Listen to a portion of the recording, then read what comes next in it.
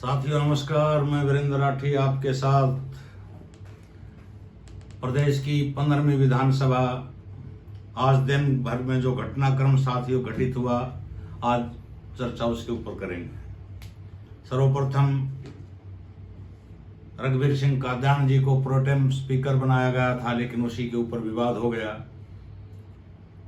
भूपेंद्र सिंह हुड्डा जी ने और बीबी बत्रा जी, जो काफी सीनियर विधायक हैं कांग्रेस पार्टी के रोहतक से, उन्होंने कहा कि एक्टिंग स्पीकर का नाम जो दिया गया है आज के ऐसा संविधान में कहीं भी नहीं है, प्रोटेम स्पीकर बोला जाना चाहिए। और उसके ऊपर बातचीत होकर के आखिर में प्रोटेम स्पीकर का ही नाम जोड़ा गया, तब जाकर के मामला साथियों शांत हुआ।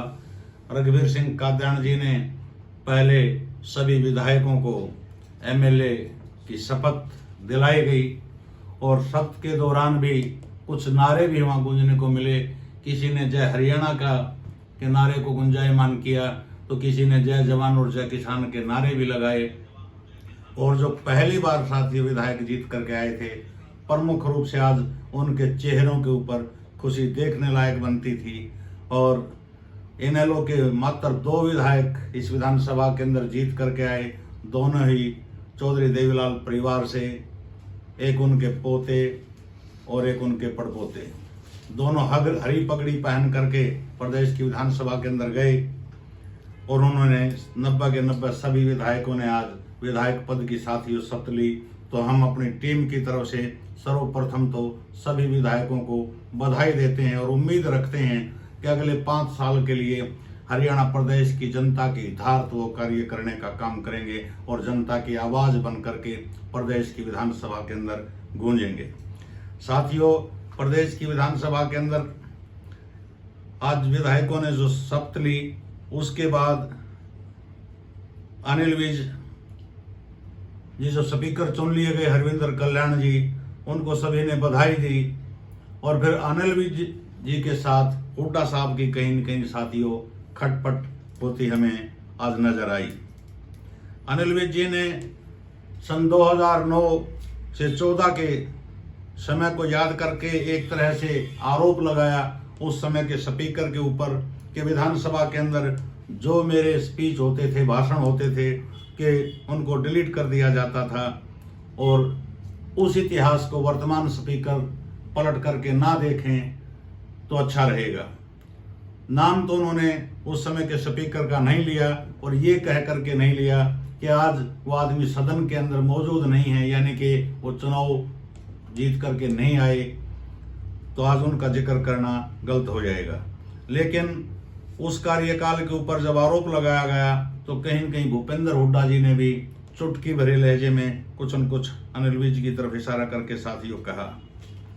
लेकिन अनिल विज ने जो तंज कसा, वो दर्शकों से मेरा ये कहना है कि 100 में एक अंदाजा लगाएं कि इतने समय के बाद, 10 साल बाद उस चीज के ऊपर टिप्पणी करना कितना साथियों आज उचित था और कितना अनुचित था।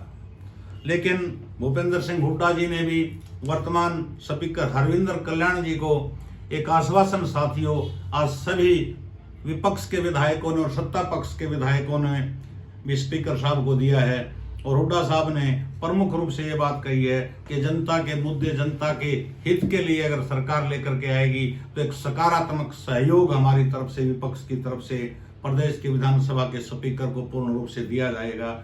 और ये प्रजातंत्र की साथियों खूबसूरती भी है कि इस प्रकार से सत्ता पक्ष और विपक्ष जब मिलकर के जनता के हितार्थ कार्य करते हैं तो जनता के लिए भी एक राहत भरी बात है और प्रदेश के लिए भी एक सकारात्मक पहल साथियों है।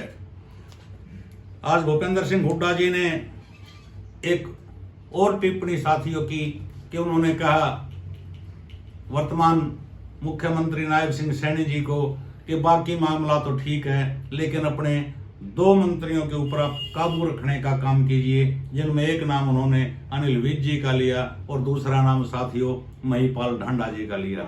हालांकि महिपाल ढांडा जी की और रघुवीर कादयान जी की भी कुछ चुटेले अंदाज में बात हुई।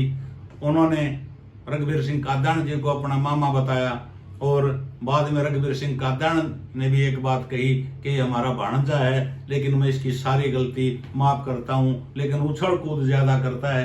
तो इस प्रकार का हंसी भरा माहौल भी साथियों आज प्रदेश की विधानसभा के अंदर देखने को मिला। और जब हुड्डा साहब ने नायब सिंह सैनी जी को अनिल विज के बारे में और महिपाल ढांडा के बारे में कहा कि इनको जरा काबू रखना, वरना सारा मामला ठीक ठाक है। एक बात साथियों आई, इशारों में ये जरूर आज संकेत मिल गया है कि प्रदेश की जिस प्रकार से तीसरी बार भारतीय जनता पार्टी की सरकार प्रदेश के अंदर बनी है, तो विपक्ष पहले से ज्यादा मजबूत होकर के इस विधानसभा के अंदर साथियों आया है। 48 विधायक भारतीय जनता पार्टी के, तो 37 विधायक कांग्रेस पार्टी के भी साथियों चुन करके आए हैं। और आज के इस विधानसभा सत्र के अंदर हमें ये महसूस हुआ है कि कहीं न कहीं डगर आसान भारतीय जनता पार्टी के लिए भी नहीं रहेगी। जनता के हित में अगर कोई फैसला, कोई विरोध में फैसला होता है, तो विपक्ष के अंदर वो मादा भी कहीं न कहीं आज हमें दिखाई दे रहा है कि बड़ी मजबूती के साथ वो भी आवाज उठाएंगे। अगला सदन जो होगा उससे हम उम्मीद रखते हैं कि काफी जोरदार होगा, ये हंगामेदार होगा और किस प्रकार के फैसले जनता के हितार्थ वर्तमान नायब सिंह सैनी जी की सरकार लाएगी। लेकिन एक चर्चा आज सुर्खियों में साथियों पूरा दिन बनी रही, और वो चर्चा विशेष रूप से एक थी कि भारतीय जनता पार्टी की जिस प्रकार से बहुमत प्रदेश के अंदर आया है, मुख्यमंत्री का चयन भी समय पर हो गया, स्पीकर का चयन भी हो गया, डिप्टी स्पीकर का भी चयन हो गया, पूरा मंत्रिमंडल का भी चयन हो गया, विधायकों की भी शपथ हो गई। लेकिन कांग्रेस पार्टी साथियों अब भी किसी न किसी एक मामले में पीछे है। उनका काम केवल एक था कि अपना सदन के अंदर वो नेता चुने, लेकिन उस नेता के नाम के ऊपर साथियों अभी तक मोहर नहीं लगी हुई है। पीछे जो 3 पर्यवेक्षक दिल्ली से आए थे, उन्होंने कहा था कि इस चीज का फैसला हाईकमान करेगा। हम 90 के 90 विधायकों की राय जो है अपने हाईकमान तक, कांग्रेस मुख्यालय तक पहुंचा देंगे। वो राय तो वहां जा चुकी है, लेकिन उसके ऊपर मोहर लगना बाकी है। लेकिन वो मोहर कब तक लगेगी ये समय बताएगा। साथियों, एक विशेष अनुरोध मैं आप सभी दर्शकों से जरूर करना चाहता हूं कि जितने भी अपडेट आएंगे, हमारा प्रयास रहेगा कि उन अपडेटों को आप तक पहुंचाने का। अगर आपको हमारी वीडियो पसंद आती हैं तो आप लाइक करें, शेयर करें और हमारे चैनल को सब्सक्राइब करने का काम साथियों जरूर करें। शुक्रिया।